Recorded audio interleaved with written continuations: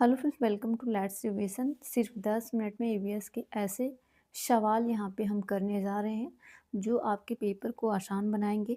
बिना डिले के यहाँ पे हम शुरू करते हैं। अगर आप यूपी टेट पास करना चाहते हैं तो ये वीडियो बिना स्किप किए वीडियो को पूरा देखना है, क्योंकि मैं वही सवाल ईवीएस के करवा रही हूँ जो आपके एग्ज़ाम में कई बार आए हैं और 100% इसी तरह के एग्ज़ाम के अंदर आपका सवाल पूछा जाएगा। स्टार्ट करते हैं। पहला सवाल कह रहा है कि कौन सा पर्यावरण का अजैविक घटक है। ऑप्शन आपको 4 दिए गए हैं। हाथी है, पर्वत है, वृक्ष है या फिर कवक है। कौन सा पर्यावरण का क्या है अजैविक घटक है, यानी निर्जीव है। आपसे पूछा जा रहा है अबायोटिक कंपोनेंट। हाथी क्या है? सजीव है, ये तो होगा नहीं। आपका वृक्ष भी सजीव है, कवक भी, सूक्ष्मजीव जीवाणु वगैरह क्या है आपका सजीव के अंतर्गत आते हैं। तो पर्वत हो गया, ये आपका अजैविक घटक है, इसलिए इस प्रश्न का आंसर आपका बी आंसर बिल्कुल इसका सही आंसर है।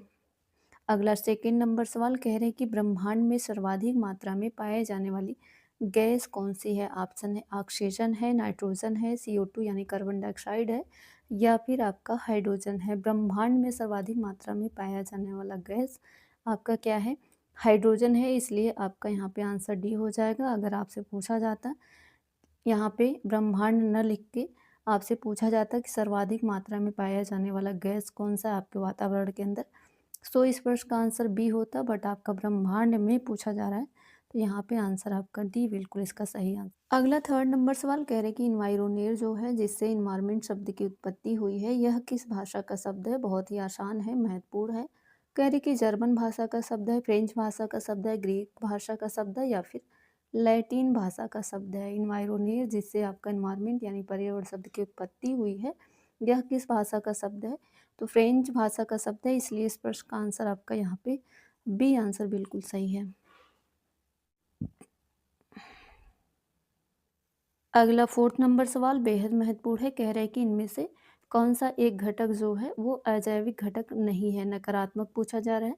तापमान है, वायु है, जीवाणु है, वर्षा है। अभी हमने बताया कि अजैविक घटक में निर्जीव चीजें आती हैं। तापमान हो गया, वायु हो गया, वर्षा हो गया, ये सब क्या है अजैविक घटक। जीवाणु हो गया, कवक हो गया, ये सब आपका सूक्ष्म जीव जो होते हैं ये जैविक घटक के अंतर्गत आते हैं, इसलिए इस प्रश्न का आंसर आपका सी आंसर बिल्कुल। सवाल कह रहे कि पृथ्वी का वह संकीर्ण से जहाँ स्थल मंडल, जल मंडल, वायुमंडल मिलकर जीवन को संभव बनाते हैं, उन्हें क्या कहा जाता है। भूमंडल कहा जाता है, इकोसिस्टम कहा जाता है या फिर पर्यावरण कहा जाता है या फिर जैव मंडल या फिर जीव मंडल कहा जाता है। जैव मंडल को ही जीव मंडल कहते हैं। का आंसर आपका कौन सा सही हो जाएगा? डी सही हो जाएगा, ध्यान रखना है।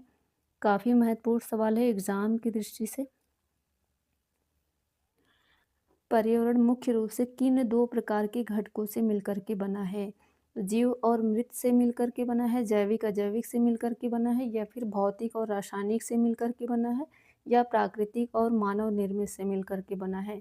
पर्यावरण मुख्य रूप से आपसे पूछा जा रहा है तो दो घटक हैं, वह चीज़ आपको ध्यान रखना है, जैविक एंड अजैविक, इसलिए इस प्रश्न का आंसर आपका डी सही है, ध्यान रखना है।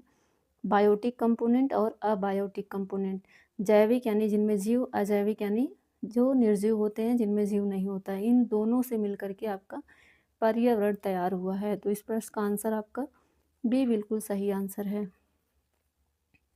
वायुमंडल में पाई जाने वाली गैसों की मात्रा के अनुसार कौन सी आपका अक्रिय गैस जो है सर्वाधिक है। वायुमंडल में पाई जाने वाली गैसों की मात्रा के अनुसार पूछा जाए, अक्रिय गैस सर्वाधिक कौन सी है। क्रिप्टन है, हीलियम है, आर्गन है या फिर नियान है। कौन सा है अक्रिय गैस, आपको ध्यान रखना है, आर्गन। सो इस प्रश्न का आंसर आपका सी बिल्कुल सही जवाब हो जाएगा। सवाल कह रहा है कि पृथ्वी का सुरक्षा कवच आपका कही जाने वाली ओजोन परत वायुमंडल के किस परत में पाई जाती है। महत्वपूर्ण सवाल है। पृथ्वी का सुरक्षा कवच कही जाने वाली ओजोन परत वायुमंडल के किस परत में स्थित है।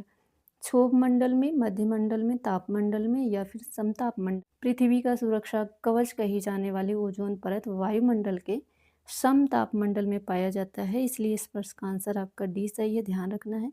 यहाँ पे मैं एक सवाल दूंगी जिसका आंसर आपको कमेंट बॉक्स में बताना है। ओजोन दिवस हर साल कब मनाया जाता है। ये आपको कमेंट बॉक्स में बताना है कि ओजोन दिवस प्रतिवर्ष किस दिन मनाया जाता है। वायुयान उड़ाने के लिए वायुमंडल की कौन सी परत सबसे आदर्श मानी जाती है? टूटते तारे यानी शूटिंग स्टार जिसे कहा जाता है, उल्का पिंड वायुमंडल की किस परत में आकर के घर्षण के कारण क्या होता है? जलने लगता है, आपको बताना है।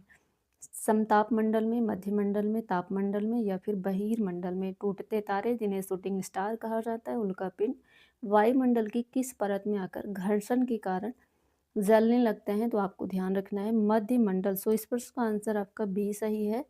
यह रहा अंतिम का सवाल और होमवर्क में है रेडियो तरंगों का परावर्तन जो संचार को संभव बनाता है वायुमंडल की किस परत से होता है? मध्यमंडल, क्षोभमंडल, आयन मंडल या फिर समताप मंडल। रेडियो तरंगों का परावर्तन जो संचार को संभव बनाता है वायुमंडल के किस परत में पाया जाता है? यह आपका होमवर्क टाइप में है।